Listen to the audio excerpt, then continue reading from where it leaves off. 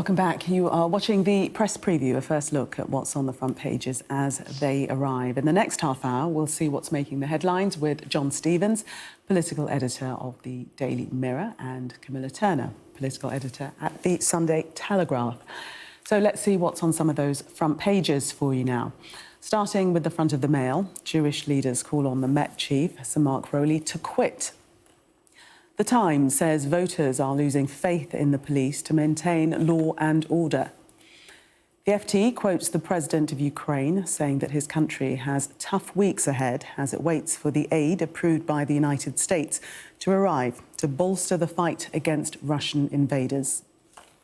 The Sun has this exclusive, saying that British holiday flights are being jammed by Russia. The PM faces calls to put Afghan concessions in the Rwanda bill. That's according to The Guardian. The Eye reports the Tories face a new pay clash with public sector workers before the next election. The Mirror has this exclusive as Labour leader Sir Keir Starmer joins Doreen Lawrence with a pledge to support the next generation in memory of her son, Stephen. The Metro reports that one school head in London is planning to bring in a 12-hour day for pupils as part of his efforts to tackle their addiction to mobile phones. And The Star tells us there's an April miracle on the way. It's about to stop raining. We'll believe that when we see it. A reminder that by scanning the QR code you'll see on screen during the programme, you can check out the front pages of tomorrow's newspapers while you watch us.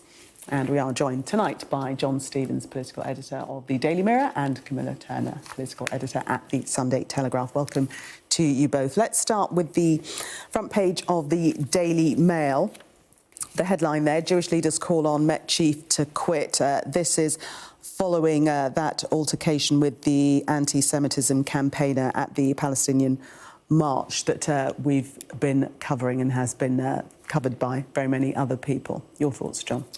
Yeah, well, clearly the Met Police made a mistake in this case. It's clearly very difficult if you're a police officer in duty when they've got one of these big protests happening in the middle of London. They're clearly very loud. There's clearly a lot of pressure on officers. But the officers involved in this case clearly did make a mistake. They were saying to this anti-Semitism campaigner that he was being provocative by being openly Jewish there, and they were suggesting, at one point in the video, it was on Sky News earlier today, the guy was basically saying to the police officers, would it be OK for me to cross the road if I took off my skull cap, which is obviously quite a worrying state of affairs. But the questions are now here for Met Police Commissioner Mark Rowley. It sounds like he's going to meet Sadiq Khan, the Mayor of London, tomorrow, and then be meeting with the Home Secretary James Cleverly later this week.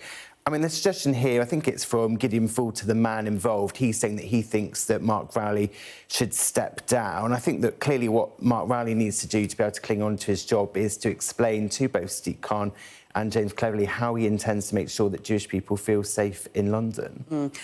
Camilla, in their apology, that the Met have promised to meet with leaders in the Jewish community and also to run mock protest events, and so they can get their advice on how they can deal with it in a better manner. Do you think that they've done enough by way of that apology and they're agreeing to look further into how they police these events?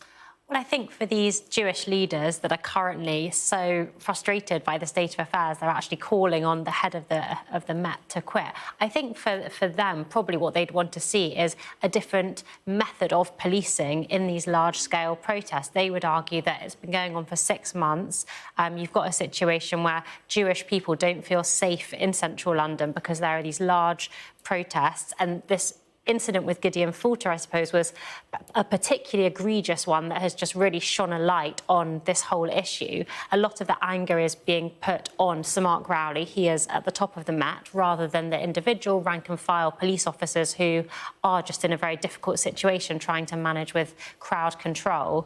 I think the fact that Sir Mark Rowley is being hauled in for a meeting with James Cleverly, with the police minister, with Sadiq Khan, just shows how seriously this incident is being taken. And I think what would allay the fears of the Jewish community is really, I suppose, a change in the way their policies are and the way they police these events, so that Jewish people are made to feel safe. OK, let's move on to The Guardian, John, their front-page story regarding the Rwanda bill.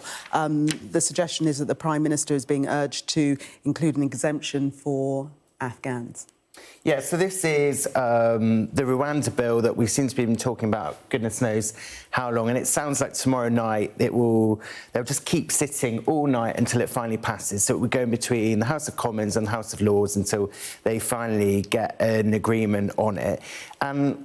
I felt that over the last few months, the government have almost quite enjoyed rows over the Rwanda bill. I think they think it's quite good for them politically. But this is a row that is rather uncomfortable for them. It's talking about people who helped with British military in Afghanistan, people who worked as interpreters, and whether they should be exempted from the Rwanda bill. So if any of those arrive in the UK, that you would say that those will not be sent to Rwanda. And the government has been refusing to put this exemption in there. And it talks about in the story in The Guardian how this is privately making a lot of Tory MPs uncomfortable. But it's got a quote there from a government source saying that nobody's in the mood for concessions on Afghan veterans. And it sounds like the government's not going to give in on this. But what are your thoughts, Camilla? Well, I think from the government's point of view, they just don't want to give a single inch when it comes to concessions on this bill. Their view is, you know, we start making concessions, where does it end? We just want to get this bill passed. But I do think this, this argument about giving Afghans who have served alongside British troops risk their lives for the sake of the UK and have then found their way to this country, this idea to make them exempt for being sent to Rwanda, it's initially an amendment tabled by a Labour peer, but it has got quite a bit of support, and particularly within the armed forces community, there are really kind of top brass military figures backing this amendment. So if there is one for them to grant a concession, I think it would be this, but the government are really trying to hold firm, hold the line and just say no if, no buts. We want to get this passed without changing anything at all. We read that Rishi Sunak is considering whether to hold a news conference tomorrow to urge peers not to frustrate the legislation further. Let's move on to Ukraine, front of the Financial Times. We know that they've had that promise of weapons from the United States, much longed for. Will it be enough in time, is the question.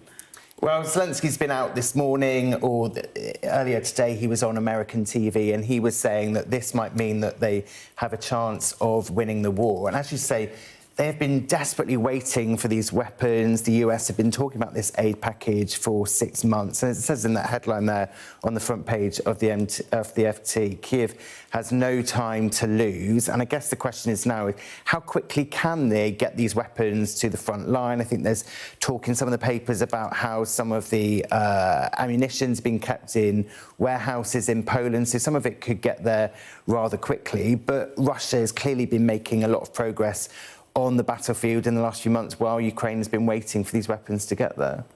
Camilla, we've only got a few seconds, but just a military analyst commenting here that Russia will still have an artillery advantage. It just won't be as great.